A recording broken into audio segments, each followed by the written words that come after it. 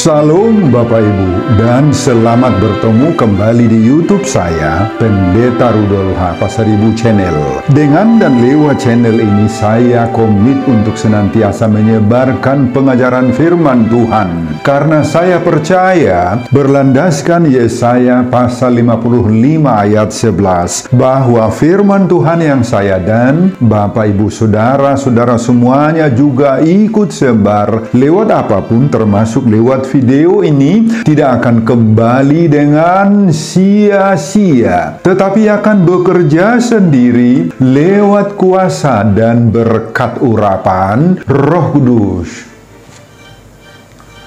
Mari Bapak Ibu, saudara-saudara semuanya, saya ajak membantu saya menyebarkan pengajaran firman Tuhan. Khotbah di minggu kedua sesudah Epifanias 14 Januari 2024 terambil dari kitab Yohanes pasal 1 ayat 43 sampai 51 dan epistel dari 1 Samuel pasal 3 ayat 1 sampai 10, diikat oleh topik atau tema Yesus anak Allah dan Raja. Dalam bahasa Batak Toba dituliskan Yesus do anak ni debata jala Raja. Saya baca untuk kita, simaklah pembacaan firman Tuhan berikut ini. Judul perikop Yohanes pasal 1 mulai dari ayat 35 sampai 51 adalah murid-murid Yesus yang pertama. Khotbah kita dari ayat 43 sampai 51. Pada keesokan harinya Yesus memutuskan untuk berangkat ke Galilea. Ia bertemu dengan Filipus dan berkata kepadanya, "Ikutlah aku." Filipus itu berasal dari Betsaida, kota Andreas dan Petrus. Filipus bertemu dengan Nathanael dan berkata kepadanya, "Kami telah menemukan Dia yang disebut oleh Musa dalam kitab Taurat dan oleh para nabi, yaitu Yesus anak Yusuf dari Nazaret." Kata Nathanael kepadanya, "Mungkinkah sesuatu yang baik datang dari Nazaret?" Kata Filipus kepadanya, "Mari dan lihatlah." Yesus melihat Nathanael datang kepadanya lalu berkata tentang dia, "Lihat, inilah seorang Israel sejati, tidak ada kepalsuan di dalamnya." Kata Nathanael kepadanya, "Bagaimana engkau mengenal aku?" Jawab Yesus kepadanya, "Sebelum Filipus memanggil engkau, aku telah melihat engkau di bawah pohon ara." Kata Nathanael kepadanya, "Rabi, engkau anak Allah, engkau raja orang Israel." Yesus menjawab katanya, "Karena aku berkata kepadamu, aku melihat engkau di bawah pohon ara, maka engkau percaya, engkau akan melihat hal-hal yang lebih besar daripada itu." Lalu kata Yesus kepadanya, "Aku berkata kepadamu, sesungguhnya engkau akan melihat langit terbuka dan malaikat-malaikat Allah turun naik kepada Anak Manusia." Bapak, Ibu, dan saudara-saudara, demikianlah nats khotbah kita di minggu kedua sesudah Epifanias 14 Januari 2024 terambil dari Yohanes pasal 1 ayat 43 sampai 51, diikat oleh topik atau tema Yesus anak Allah dan Raja. Yesus do anak ni debata jala Raja. Saudara, dalam nats khotbah kita saat ini Yesus berangkat ke Galilea, dan di sana di Galilea ia bertemu dengan Filipus dan langsung berkata kepadanya, "Ikutlah aku." Filipus langsung meresponi dan menerima panggilan atau ajakan Yesus ini dengan polos, dengan tenang, hohom, silence, tanpa banyak pikir apalagi komentar. Sikap Filipus terhadap panggilan Yesus yang tidak ada penolakan itu langsung dicamkan dan diaminkannya dalam hatinya. Suara dan panggilan Yesus baginya sangat berharga dan diokekan. Bahkan tidak hanya sekedar agar diterima, diokekan. Tetapi kemudian pada ayat 44 sampai 45, Filipus mempraktekkan panggilan itu dengan menyaksikan imannya itu kepada Nathanael. Filipus memproklamirkan bahwa ia telah bertemu dengan Mesias yang selama ini dinanti-nantikan oleh orang Yahudi. Filipus langsung bersaksi kepada Nathanael. Dia berkata, "Kami telah menemukan dia yang disebut oleh Musa dalam kitab Taurat dan oleh para nabi, yaitu Yesus anak Yusuf dari Nazaret." Saudara, ucapan kesaksian dan pemberitaan Filipus tentang Mesias itu ditanggapi oleh Nathanael secara sinis dan dingin, bahkan melontarkan respons yang bernada negatif dan ketus. Nathanael mengatakan, "Mungkinkah sesuatu yang baik datang dari Nazaret?" Ayat 46. Ucapan Nathanael ini menunjukkan ketidakpercayaannya terhadap berita yang disampaikan oleh Filipus. Dari sisi lain, pernyataan Nathanael ini juga menunjukkan bahwa Nathanael memiliki pengetahuan yang baik terhadap kitab suci. Nathanael mengetahui bahwa Mesias tidak pernah dituliskan dalam kitab suci, berasal dari Nazaret. Nathanael percis tahu bahwa dalam kitab perjanjian lama yang selama ini mereka kenal, tidak pernah ada nubuatan mengenai Nazaret itu. Bandingkan Yohanes pasal 7 ayat 52. Sebagai Israel sejati, Nathanael juga tahu bahwa Mesias akan datang dari tanah Yehuda, yakni dari Bethlehem dan dari keturunan Daud. Saudara, ada sesuatu hal yang sangat menarik dalam sikap Filipus menghadapi Nathanael ini. Filipus tidak mau terpancing dengan emosi, tidak mau berdebat, tidak mau bersoal jawab atau menjelaskan panjang lebar tentang berita yang dia sampaikan itu. Filipus dengan lembut hati merubah strateginya. Dia mengajak Nathanael untuk bertemu langsung dengan Yesus agar dia bisa menyaksikan sendiri. Ayat 47a. Saudara, misi dan strategi baru dari Filipus itu ternyata berhasil. Setelah Nathanael bertemu dan berbicara langsung dengan Yesus, maka sikap Nathanael juga langsung berubah 180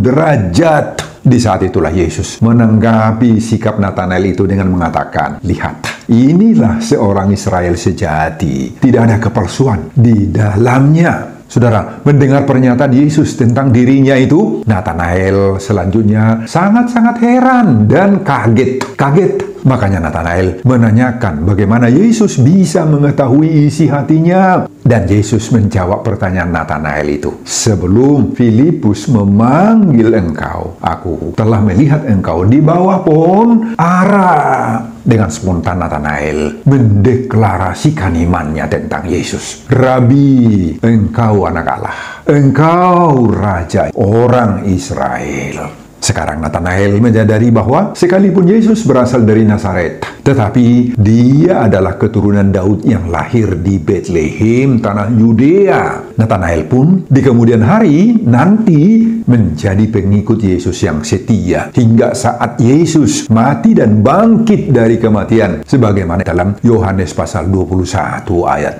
2. Bapak, Ibu, dan saudara-saudara, itulah isi khotbah kita di minggu kedua sesudah Epifanias. Dihubungkan dengan topik atau tema, Yesus anak Allah dan Raja. Nah, sekarang apa pengajaran Tuhan bagi kita saat ini? Pengajaran pertama, tirulah sikap Filipus dalam meresponi panggilan Yesus dan menerapkannya. Saudara, ketika Yesus bertemu dengan Filipus dan mengatakan, "Ikutlah aku," Filipus langsung menerima panggilan atau ajakan Yesus ini dengan polos, tanpa banyak komentar. Dia langsung mengaminkan, mencamkan panggilan itu dalam hatinya. Selanjutnya, pada ayat 44 sampai 45, Filipus bersaksi kepada Nathanael, "Kami telah menemukan dia yang disebut oleh Musa dalam kitab Taurat Taurat dan kitab para nabi. Meski Nathanael tidak menyambut dan bahkan menolak pemberitaannya tentang Mesias itu, Filipus tidak tersinggung sama sekali. Dia cari cara lain untuk menyampaikan misinya, yakni mengajak Nathanael langsung bertemu dengan Yesus, dan berhasil. Bapak, Ibu, dan saudara-saudara, dari sikap dan pengalaman Filipus ini ada beberapa hal yang sangat penting kita pelajari dan kita terapkan dalam hidup kita saat ini. Pertama, firman Allah harus diterima dengan hati yang penuh damai, sejahtera. Sama seperti Filipus yang menerima panggilan Yesus, "Ikutlah aku," dengan polos serta mencamkannya dalam hati, maka kita juga terpanggil. Harus seperti Filipus ini. Menerima firman, menerima khotbah, menerima pengajaran Allah lewat para hamba-hamba Tuhan dengan polos. Tanpa banyak komentar, Bapak Ibu. Dan kita harus mau mengaminkan serta mencamkan firman dan pengajaran-pengajaran itu dalam hati kita. Jauhkanlah sikap yang suka mengkritik secara negatif firman, mengkritik khotbah dan pengkhotbah, serta pengajaran-pengajaran iman yang disampaikan oleh para hamba-hamba Tuhan. Jauhkan, Bapak Ibu. Ingatlah bahwa firman yang disampaikan oleh para hamba-hamba Tuhan itu memiliki kuasa, dan bahkan dia adalah kuasa Allah sendiri. Roh Allah ada di dalamnya, dan itulah yang membentuk diri kita menjadi orang yang baik serta orang yang berperilaku sesuai dengan kehendak Tuhan, sebagaimana Ibrani pasal 4 ayat 12. Dan sebagai hamba Tuhan, mari kita memiliki wibawa dan kuasa rohani dari Roh Kudus, agar semua pelayanan-pelayanan dan khususnya firman yang kita sampaikan itu berdampak positif bagi setiap pendengarnya. Amin, Bapak Ibu. Kedua, apa yang kita pelajari dari sikap Filipus ini? Agar sukses dalam pelayanan, harus menjiwai, mengimani pengajaran firman Allah. Saudara, ketika Filipus menyampaikan berita tentang Mesias, dia mendasarkan berita yang dia bawa itu kepada apa yang tertulis dalam kitab Musa dan para nabi. Nah, ini berarti bahwa ternyata Filipus selama ini sudah menjiwai firman Allah yang tertulis dalam kitab Musa dan para nabi itu. Pengalaman Filipus ini sangat-sangat penting bagi kita saat ini, Bapak Ibu, yakni agar kita bisa bermisi, menginjil, dan bersaksi untuk membawa berita tentang Mesias, tentang keselamatan. Maka perlu dan harus mengetahui dan mengimani isi Alkitab, isi firman Allah. Nggak boleh kita buta tentang firman Tuhan. Iko botot tado hatani dia batai, Bapak Ibu.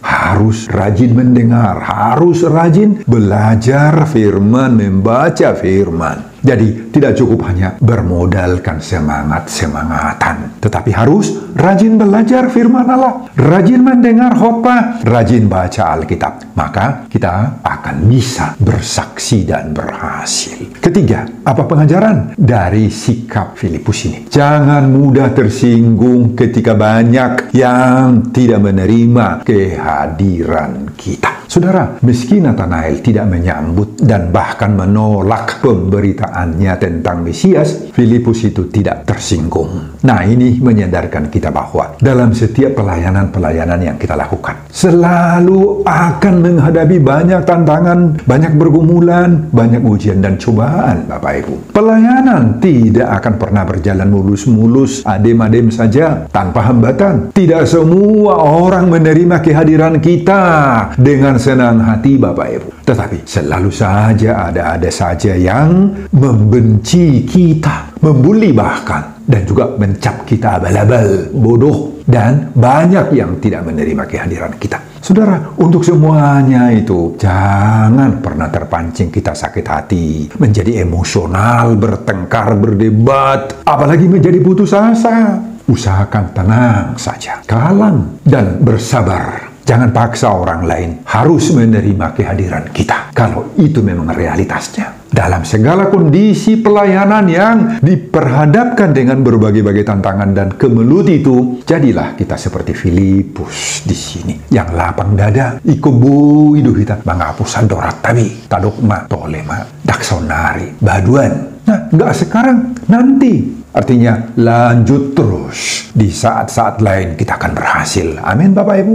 Keempat, apa yang kita pelajari dari Filipus? Cari metode lain sampai ketemu, sampai kamu bisa berhasil dalam pelayananmu. Saudara, ketika Filipus tidak diterima oleh Nathanael, Filipus mencari metode lain, yakni mengajak Nathanael langsung bertemu muka dengan Yesus. Pada ayat 47 ditulis, "Mari dan lihatlah." Dan metode ini berhasil. Saudara, ini perlu lagi kita terapkan dalam setiap pelayanan-pelayanan kita. Sekali lagi, pelayanan itu tidak mulus, tidak selalu langsung berhasil. Tetapi ketika kita tidak berhasil menerapkan pelayanan kita itu, pikirkanlah, mungkin ada metode-metode lain. Dan lewat doa-doa kita kepada Tuhan, Roh Kudus akan memberi kita hikmat, marifat, tuntunan, sehingga akan muncul alternatif-alternatif lain dalam pikiran kita yang bisa kita terapkan untuk pelayanan dan tidak akan gagal-gagal lagi.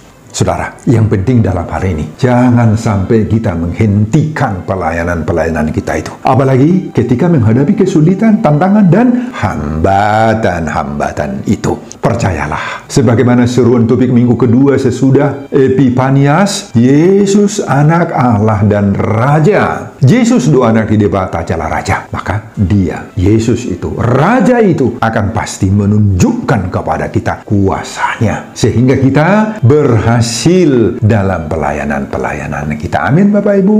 Pengajaran kedua, bersikap jujur dan terbuka menerima arahan tuntunan Roh Kudus. Saudara, apa reaksi Nathanael ketika mendengar pernyataan dan ajakan Filipus yang mengatakan, kami telah menemukan dia yang disebut oleh Musa dalam kitab Taurat dan oleh para nabi, yaitu Yesus anak Yusuf dari Nazaret. Apa reaksi Nathanael? Kita temukan dua reaksi Nathanael di sini, Bapak Ibu. Reaksi pertama, Nathanael langsung menjawab dengan nada yang agak sedikit keras dan bahkan mungkin dapat disebutkan ketus-ketus, dalam bahasa Batak Toba rutus-rutus.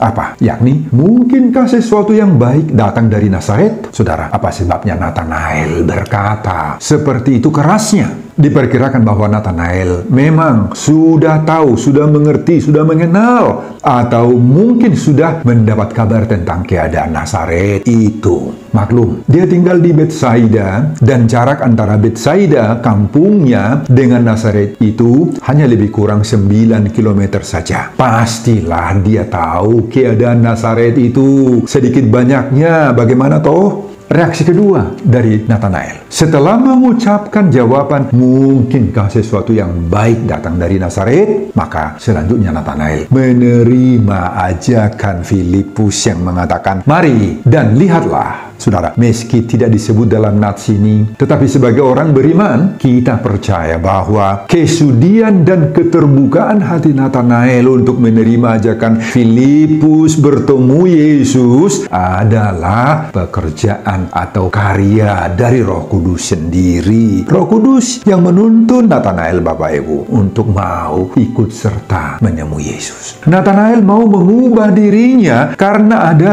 jamahan Tuhan itu di dalam dirinya, dalam hatinya. Reaksi ketiga, setelah Nathanael bertemu langsung dengan Yesus, terjadi perubahan yang drastis dalam diri Nathanael, yang pada akhirnya mengaku dan mendeklarasikan imannya tentang Yesus. Rabi, engkau anak Allah, engkau Raja orang Israel. Bapak, Ibu, dan saudara-saudara, kita juga perlu belajar dari sikap Nathanael ini. Ada beberapa hal yang perlu kita pelajari dari sikap Nathanael ini, Bapak Ibu, yakni sikap pertama, memelihara kejujuran dan ketulusan hati yang nampak dalam ucapannya. Saudara, jawaban Nathanael ini menggambarkan siapa dirinya sendiri. Terlepas dari penilaian kita masing-masing, apakah ucapan dari Nathanael tadi itu keras atau ketus-ketus, rutus-rutus, terlepas dari situ, yang pasti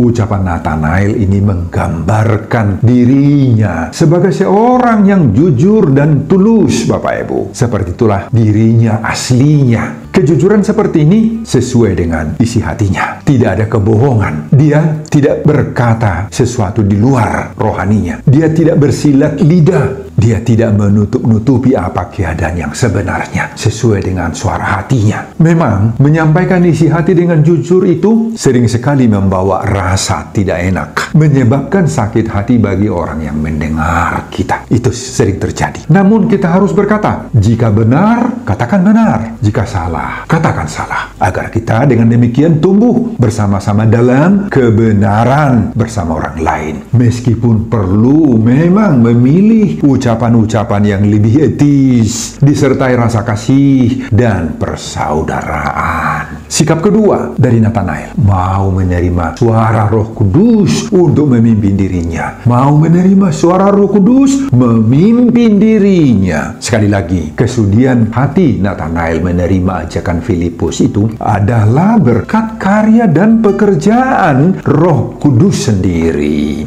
Tanpa pekerjaan Roh Kudus, hati Nathanael itu pasti akan semakin mengeras, membandel, dan tidak akan menerima ajakan Filipus untuk bertemu dengan Yesus tanpa jamahan daripada Roh Kudus. Saudara, ini sangat penting. Ketika kita menerima ajakan teman-teman, khususnya suara Tuhan lewat khotbah para hamba-hamba Tuhan, sering sekali hati kita mengeras, melawan, dan bahkan juga memberontak. Nah, mari kita melawan suara-suara kekerasan hati itu. Mari kita membuka hati kita, membuka diri kita, pikiran kita, dan mau dituntun oleh Roh Kudus. Sehingga hati yang tadinya sempat menolak, sempat mengeras saat atau ketika menerima ajakan, baik dari teman dan apalagi suara Tuhan lewat khotbah atau pengajaran-pengajaran rohani yang kita terima, semuanya itu akan berubah total seperti Nathanael. Ini Bapak Ibu, tentu saja hal ini tidak mudah, tidak selalu mudah, tetapi inilah perjuangan iman, perjuangan rohani yang harus kita terapkan dalam hidup kita. Amin Bapak Ibu.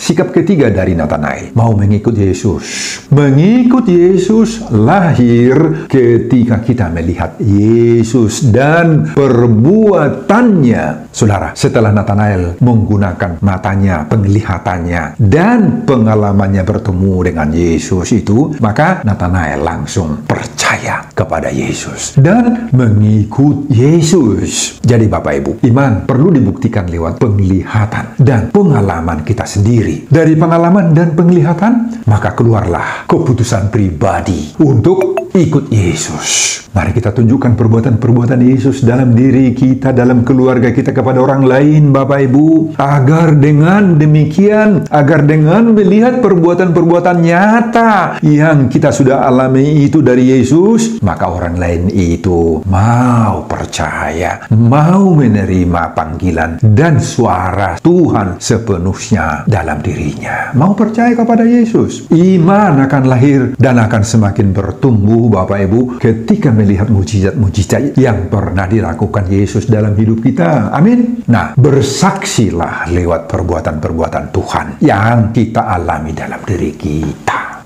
Pengajaran yang ketiga, Yesus melihat hati yang terdalam dari manusia. Saudara, setelah Yesus mengatakan siapa Nathanael, yakni inilah seorang Israel sejati, tidak ada kepalsuan di dalamnya. Maka selanjutnya Nathanael mengatakan, bagaimana engkau mengenal aku? Nah, untuk ini Yesus menjawab, sebelum Filipus memanggil engkau, aku telah melihat engkau di bawah pohon ara. Saudara, apa artinya itu bagi kita? Ternyata setiap gerak-gerik hidup kita itu diketahui percis oleh Tuhan, oleh Allah Bapak Ibu. Dimanapun kita berada, apapun yang kita lakukan, apakah kita sedang duduk, sedang berjalan, sedang memanjat pohon, sedang di sungai, di restoran, atau di mall, atau di mana saja pun, maka kita dilihat oleh Yesus. Kita diamati, dipabereng-bereng, dituluton oleh oleh Tuhan dohita Bapak Ibu.